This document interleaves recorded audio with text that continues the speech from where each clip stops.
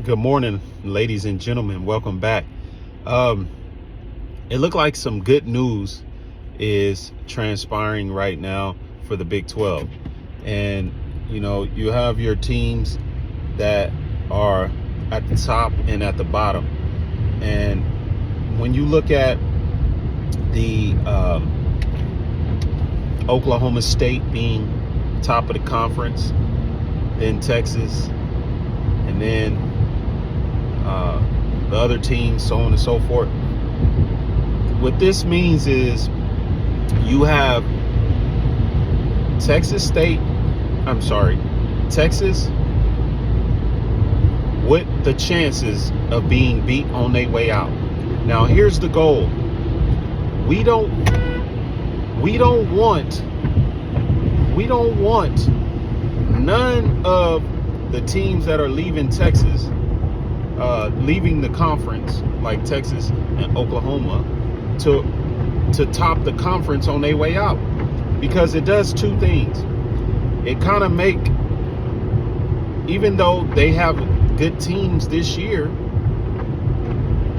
no pun intended, they have good teams this year, but still, you want to show the other conferences that the Big 12 is a solid football conference.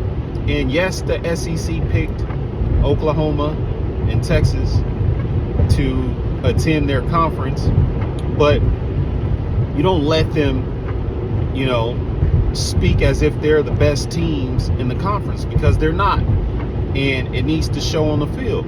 So, in other words, it would be well if those two teams don't make the championship this year, because that'll be good for the Big 12. If Texas and Oklahoma is not in the championship game, and there's two new members, should I say, or the ones that are going to be in the Big 12 moving forward after this season, after this year, like Iowa, Kansas State, Oklahoma State, you understand what I'm saying.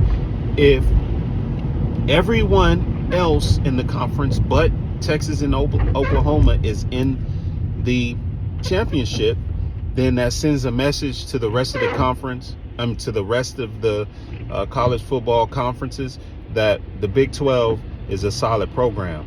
And yes, we want to make sure that it's understood that even without Texas and Oklahoma, the Big 12 is still going to stand tall.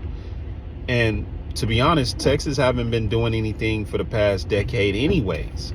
So it's not like, they just so happen to have a good team this season. So it's very important in these last three games that Texas is beat. Texas has to fall. We need two normal Big 12 conference members to become the champions this season. So that way, when they leave, it sends the impression that the Big 12 is a good conference, even though we know they are. I'm just saying it needs to happen. So with that being said, Texas must lose one or two more games this season. And really, we don't care if they go to the playoffs, because while it'll look good for Texas, it really won't look good for the Big 12. Yes, they would receive their proceeds of the Big 12 if Texas went to the playoffs. The Big 12 will receive the proceeds, but overall, on the long haul, it wouldn't look good for the Big 12. So we don't want Texas to win. We don't want them to be in the national championship. So they must lose. Texas must lose, and they should have lost against Houston, to be honest with you. But we know the refs didn't make multiple calls, and I've been seeing that anyways. Now, speaking of Houston, we know Houston has the opportunity to win at least two more of the last three games. Hopefully they'll beat Oklahoma State. I'm looking forward to that. They got them at home, so that's important. Here on out, Houston must win the rest of their home games to secure a bowl game coming up in this offseason. So Houston must win both of their home games. Okay, they got 2 more games to win, and they'll be in the bowl game. And they're standing tall as the top runner of the new members who've came into the Big 12. Out of the 4 new members, with the most in-conference wins, 2, and it's soon to be more than that. But once again, thank y'all for watching. And until next time, don't forget to have a great day.